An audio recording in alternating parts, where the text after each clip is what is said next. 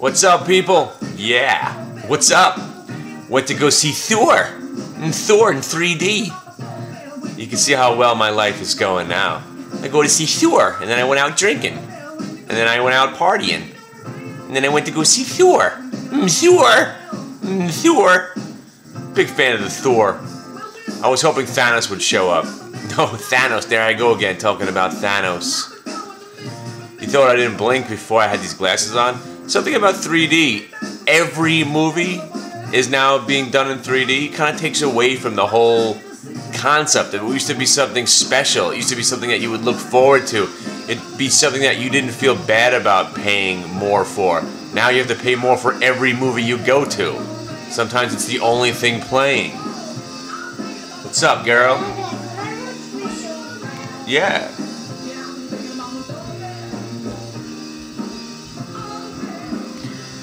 So anyway, later on I'm probably going to be on the Day Trading Rockstar show at around noon, as long as my child's not up in my grill at the time. I'm going to talk about weekly options, the only thing we should be trading lately. But hey, look, volatility suddenly came back in. And yesterday was another funny trade because I went Max Payne. I was like, hey, look, the Q's broke another new high. We should be selling off at any minute now. And lo and behold, we started selling off. But of course, that was just what I thought would happen. What I did was absolutely another miracle. And at this point, I mean, the people that pay attention to me over at T3 need to realize what I do. So I cover my short in NTAP, which was, I got short at about 55.20. If you look back, I think it was 55. I'm not even looking at the chart. They had this spike down, looked like it was about to go red, so I jumped in, I went short. And of course, what feels like an hour, it just basically went between 55.12 and 55.31, which is an eighth. Back and forth, back and forth. So I said, you know what, the next time it breaks another new high, I'll get out. So I wound up taking the top tick of the next move up in the sub 55.30 and change, and right from the moment I lifted my finger off the button, I said, just covered my short and end tap. Immediately the bids left, went right back to the price where I was originally shorted at, and then the entire market started selling off. Not just a sell-off, but we were going nowhere, doing nothing. Nothing was happening. The market was going sideways. People slamming desks and cursing because they were getting chopped up. As soon as I covered that short, I stood up. I was like, I don't know if anyone could hear me, if anyone's paying attention. I just covered my last short. And I had already gone short the FFIV and lost money on it.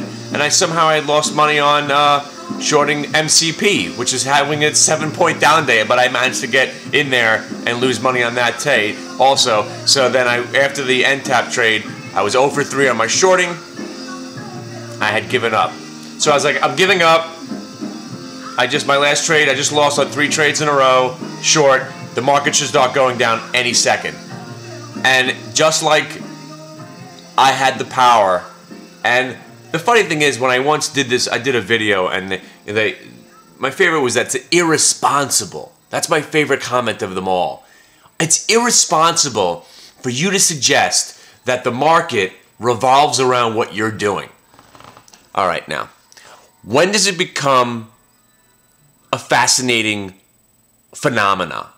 When does it become something that should be investigated? When does it become something that is so amazingly coincidental that there needs to be some higher authority going on, something, divine intervention? When do you start believing? How many years does it have to keep going? How many opportunities? How many different trades? How many days in a row? How many points do you have to miss out on? Somebody really enjoyed me doing that. Yes, Grandma, you know what I'm talking about. How many times? I mean, people, it's just unbelievable. And, you know, there are some people in there that are starting to catch on. But, again, now I finally have realized, It took one last slap in the face of reality. I know what it is now, and I'm not even going to talk about what I'm talking about in my head right now, but the best again is still yet to come. And I don't know what's going to happen with where I am right now. We're still trying to find that happy middle ground. But the thing is, if I'm not able to do everything I want, why subject myself to that kind of torture? And at this point, absolute torture. Absolute torture. And I really just wanted to please everybody. And again, I think I've had this conversation with you before. It was just the wrong way of going. It was just the wrong idea. I thought we would all be able to coexist. But you know what it is? I need to just remind myself every once in a while that I am a self-important douche. And everything needs to be revolving around me. Because it does. And you need to be able to figure out a way to exploit that. And that's what this is all about. If you don't want to believe in that, then once again I talk to you about proof. Proof. And before I leave, I'm going to grab a few people that I had blessed over there, like George. I have a new friend, Elliot, and a new friend. Got a couple of guys in the back. But what's most important, and again, none of this matters. Because here I am talking about how these weekly options have been really great. Every week we make a little bit of money on the Google. It's been doing well for us. And of course, I haven't gone balls to the wall yet. The most I do is 20 contracts. I immediately sell 10 to take some profit off the table. And then I try to milk the last trade just for a little bit more. A couple of weeks ago, we had a PCX option trade. It was a 4-cent option. We got out at 12, 18, and 24 cents. And they topped out at about 40, 45. Last week, again, the Google was phenomenal. The PCX did well, the FFIV. Now, all this means nothing to you. Absolutely nothing to you. You're looking forward to the secret double probation chat room. You're looking forward to me telling you, this looks good right now. I'm looking to buy these options. So all this talk, right, and how well things have been doing on Fridays means nothing. Because when you actually come to the chat room, or let's say you do one of the trades that we suggest that you should do, and you lose money, all you know is that I'm a douchebag, and not in a good way. And then there you are questioning yourself. Oh man, what am I listening to this douchebag for? I knew it.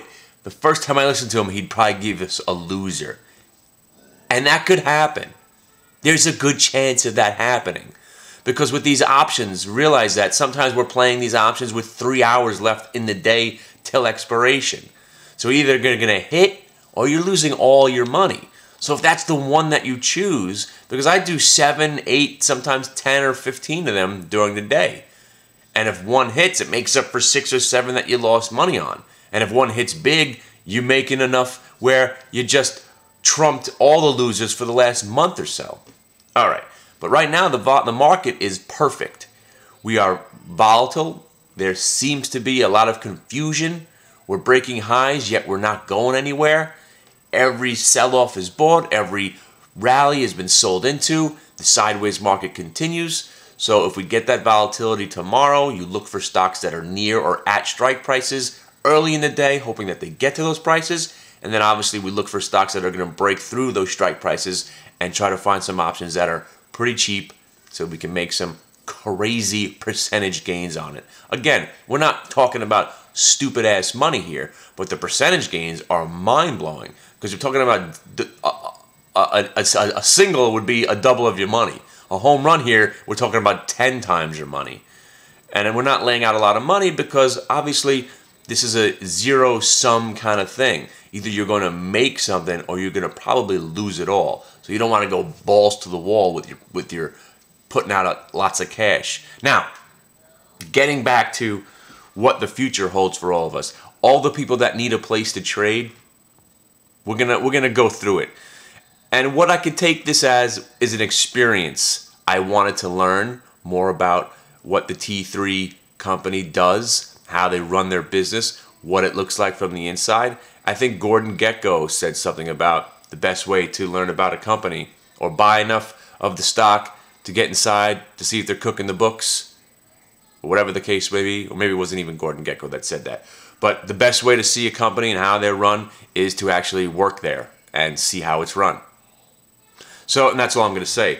But what they do is they use Lightspeed predominantly. If you want to check out Lightspeed, that's the trading platform they use. I personally use Blackwood, I believe it's called, which is, it reminded me of my first trading platform, so that's why I kind of like that. They both pretty much interchangeable. They're pretty similar. All these trading platforms are really, really similar. As long as you have a couple of scanners and whatever charting software that you like, you could always use eSignal. A lot of people just use that alongside their trading platforms. But again, if you're a beginner, there's so much more you need to learn before picking out a platform, okay?